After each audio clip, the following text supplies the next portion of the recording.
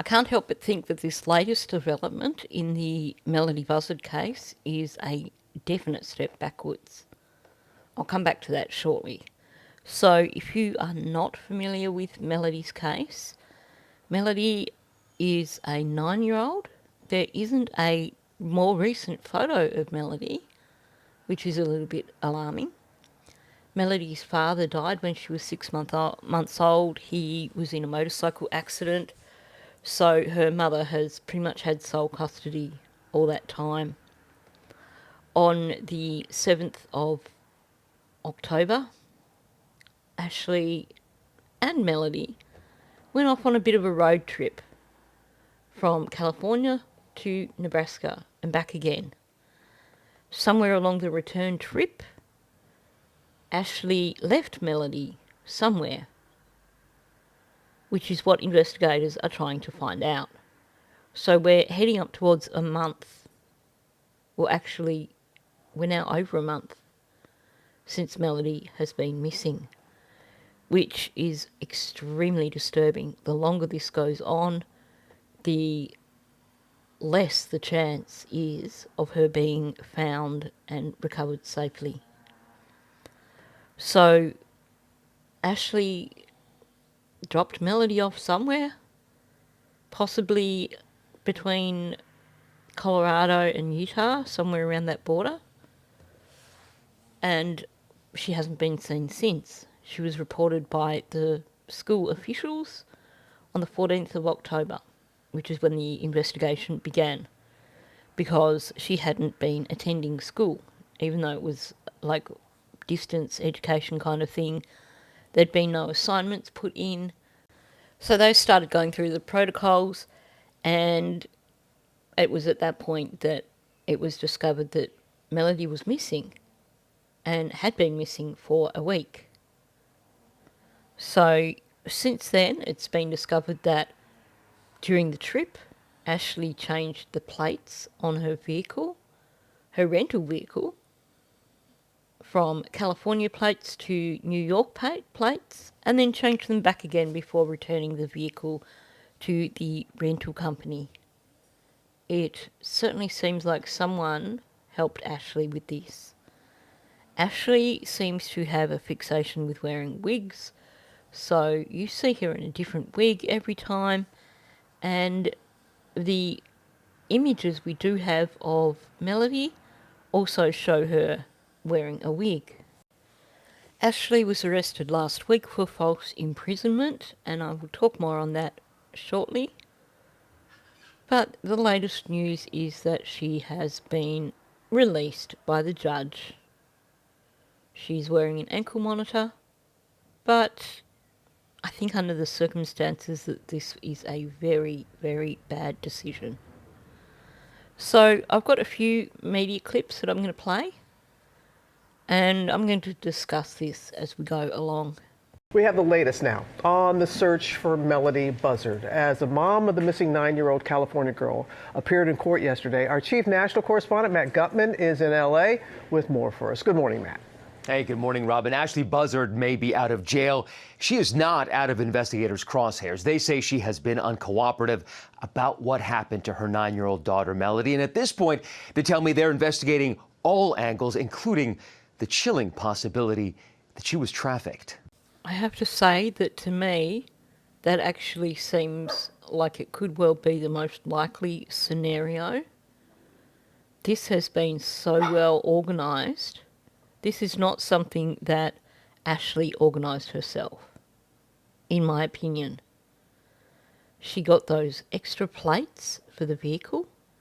She travelled beyond her destination and then returned. This is something that, to me, reeks of organised crime. This is not just a mother who just randomly decided, I'm just going to go for a drive and drop my daughter off on the highway as I come home. This morning, Ashley Buzzard, the mother of 9-year-old Melodee, who's been missing from her home near Santa Barbara for over a month now, sent home from jail with a GPS monitor following this court appearance. Ma'am, you're released on supervised release. But Ashley wasn't in court to face charges related to Melodee's disappearance. She was there to face a charge of false imprisonment after a man she knew named Tyler Brewer accused her of holding him against his will in her home. Brewer claims Ashley brandished a box cutter and refused to let him leave after he says she shared information she appeared to regret disclosing.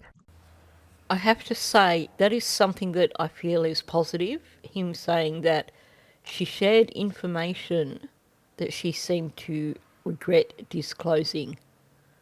Hopefully that means that investigators have a little bit more information with regards to what happened to Melodee, and that this is something that will hopefully lead them in the right direction. It is a bit disturbing that they are now openly suggesting a traffic situation after this incident occurred, and that worries me. I hope that they are not making that suggestion as a direct result of whatever it is that Ashley told this Tyler guy. We're entering a not guilty plea. Buzzard released after a judge ruled she was not a flight risk. Adrian Galvin is her attorney. We're eager to test the reliability, veracity, and credibility of the complaining witness in this case. So for anyone who didn't pick up on what this guy is saying here, basically he's saying that they are going to do everything they can to discredit this Tyler guy in order to get the charges dismissed.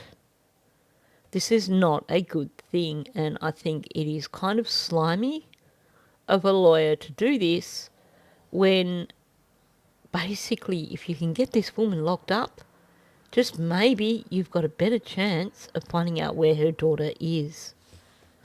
And yes, I will be coming back and discussing the not a flight risk thing later in the video.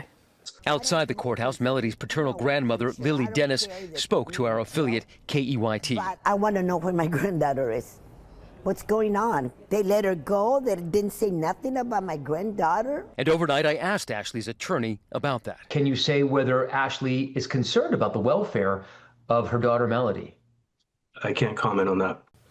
It's skulls buckets like him that give lawyers a bad name. I'm sorry, I'm just going to say it outright. This is a 9-year-old little girl who is missing, who is potentially in a situation that is not good for her, or most likely in a situation that is not good for her. And this guy, I know he's doing his job, but honestly, does this guy have children of his own? Because how can anyone, even if it's their job, stand by and allow this to continue? Melodee last spotted in these surveillance images standing slightly behind her mother at a car rental in Lampa, California on October 7th. Both Melodee and her mother wearing wigs. Authorities say the pair drove off in a Chevy Malibu 1,500 miles to Nebraska. Ashley returned 3 days later, but without her daughter. The FBI and local law enforcement say they've been working to retrace their movements after finding the license plates on the Malibu were swapped out during the drive. We have discovered that there was a change of the license plate on the vehicle that we've been describing that went on this road trip. And then also an additional sighting that places Melodee with Ashley as far along that trip as the October 9th. That was somewhere near the Colorado-Utah region, and authorities say it was the last time anyone had seen Melodee. The next day, Ashley returned the car with the original plates, but without Melodee. Geez, I hope that there is some way that they can trace those fake New York plates that she used. I'm guessing they were probably bought with cash, but surely, I mean, you know, have they seized Ashley's phone?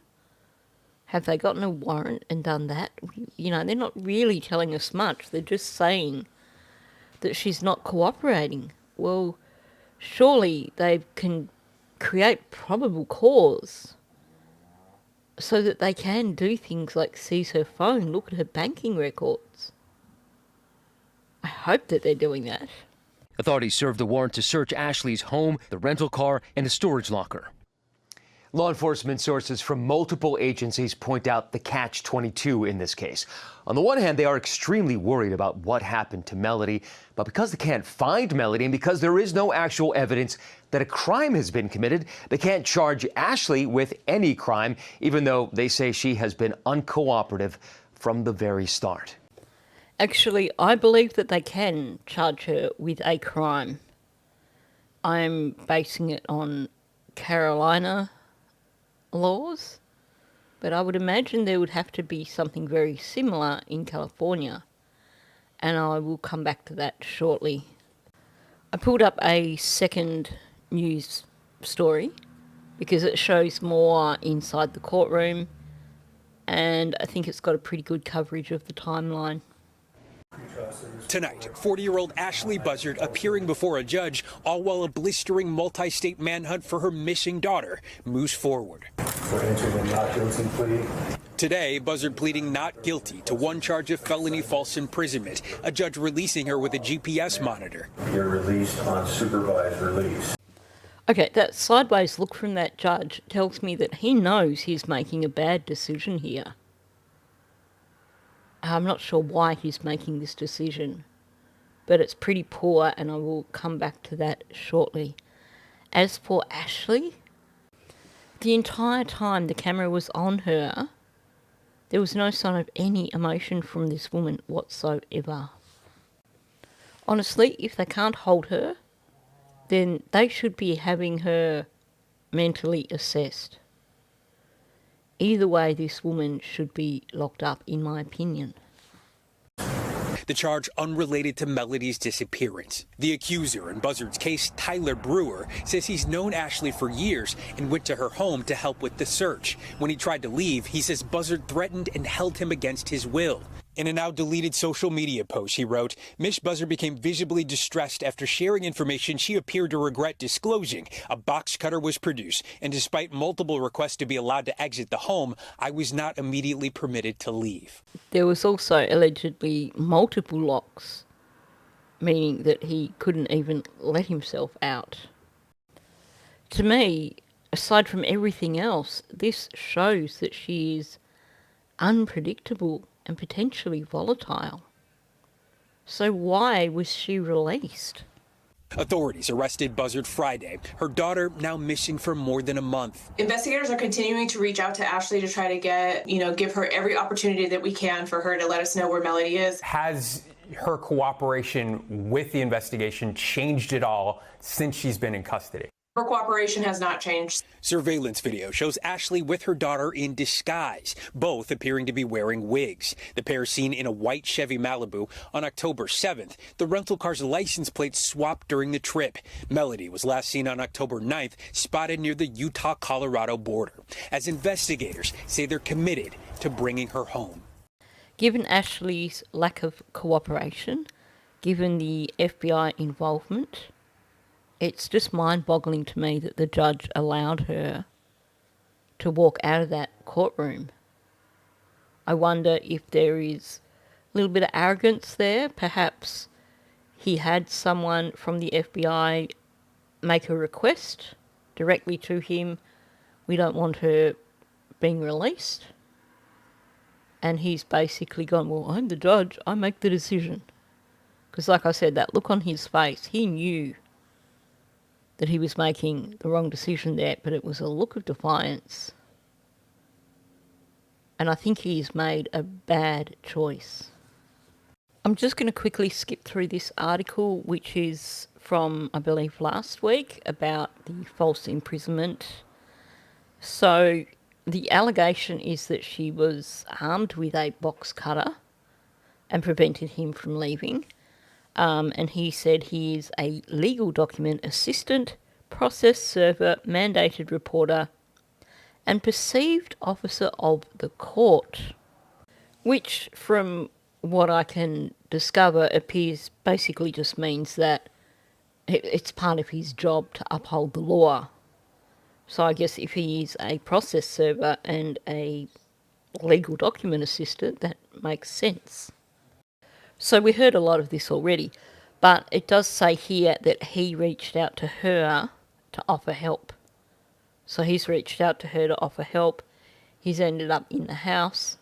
She's said something that she's then decided that she didn't think she should have said and tried to stop him from leaving.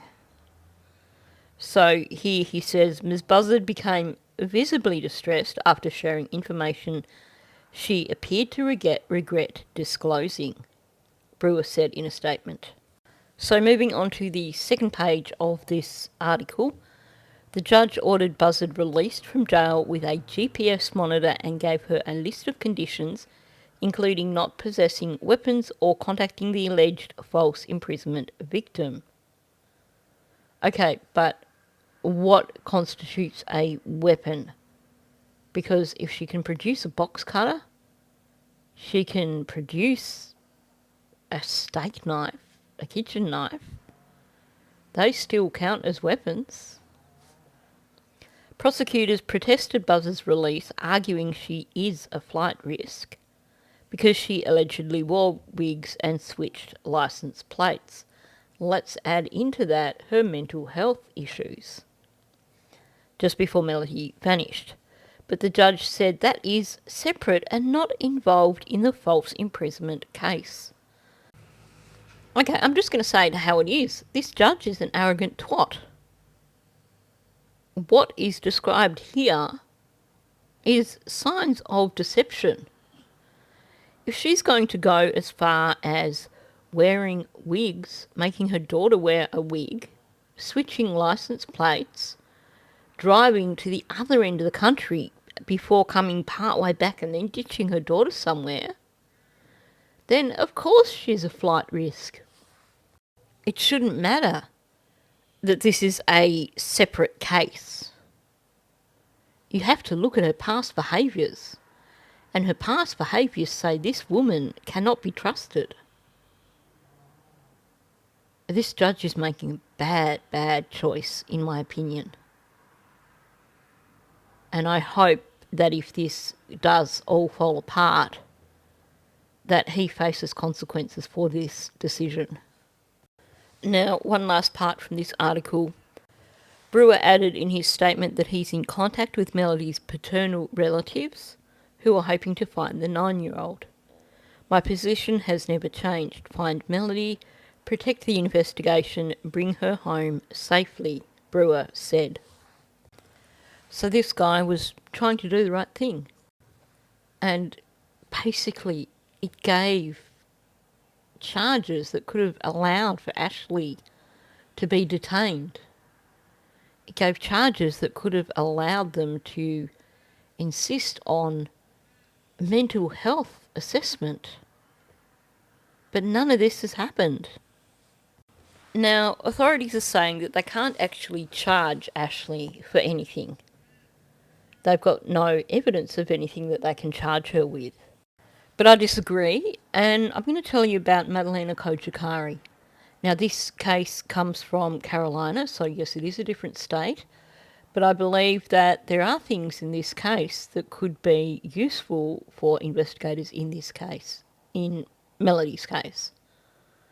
This is another case that is a little bit too similar to Melodee's, a little bit disturbing.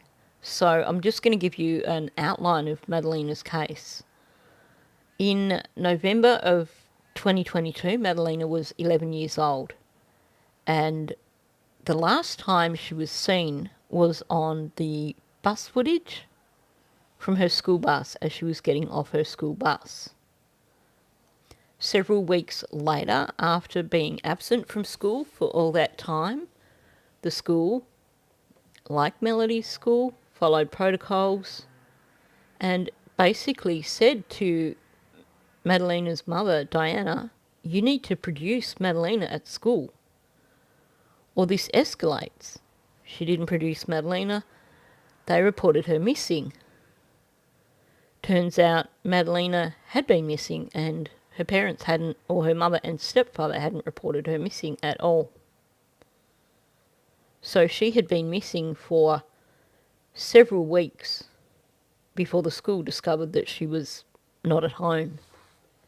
3 years on and we still don't know where Madalena is. This is what we do know. Her mother Diana Kojkari and her stepfather, Christopher Parmenter, shortly after Madalena went missing, they burned her belongings outside in a fire pit. Also, while Diana Kojkari was incarcerated, she told her mother that she had hidden a bag of cash somewhere. That's all we know about that. She also, around the time that Maddie went missing, paid a priest in 2 instalments $4,000. Now, here's where I believe that California investigators could probably take a leaf out of this book, the investigating book for Madalena. That is that Diana and Christopher were both charged for failing to report the disappearance of a child. Given that Ashley is meant to be Melodee's custodian, given that Melodee is missing, surely this charge is one that could be applied under California law as well. Now, Diana and Christopher were both found guilty of that charge. Diana served, I believe, 521 days, at which point when she was in court, she made a guilty plea and the judge said, okay, time served, and she was released. Now, here's the thing, and this is my concern when it comes to Ashley as well with Melodee's case. After Diana was released, she was publicly named as a suspect in the disappearance of her daughter, Madalena. So you know what she did? She fled the US. She's now in her home country of Moldova, staying silent, and still nobody knows where Madalena is. So, in terms of Ashley, she should not have been released. Doesn't matter if she's got an ankle monitor. This is a woman who was able to organise fake plates for a rental car.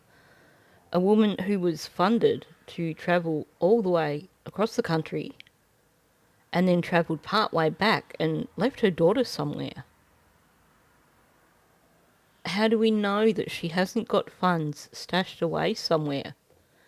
Cash that someone's given her as part of a transaction? How do we know that whoever else is involved in this isn't going to step in and help Ashley disappear in order to save their own asses? It just concerns me that she could have been incarcerated and the judge has made this decision. I would like to know if it is possible for her to be charged with not reporting the disappearance of a child, because surely that would be something they could hold her on. Yes, she's not cooperating, but if they had her incarcerated, then they could organise a mental health assessment. And that's one avenue that could help them get closer to finding out where Melodee is. It's been a month. This means that Melodee is at greater risk every day now. This means it's time to pull out all the stops and figure out a way of making this woman talk. Sending her home with an ankle bracelet is not going to achieve that. She's going to stay locked up there. If people go and picket outside the house, that's just going to increase her levels of distress. To me, it's not the right way of handling her now.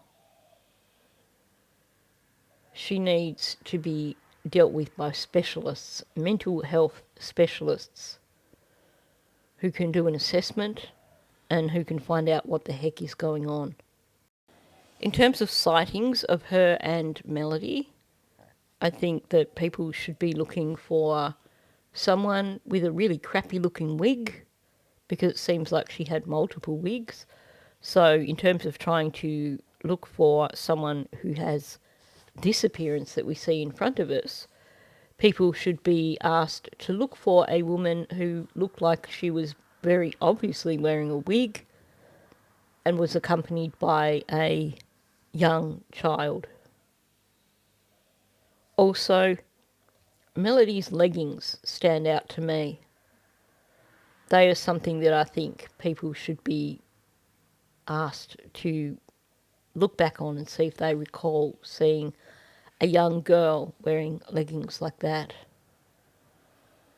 Because they wouldn't have recognised facial features.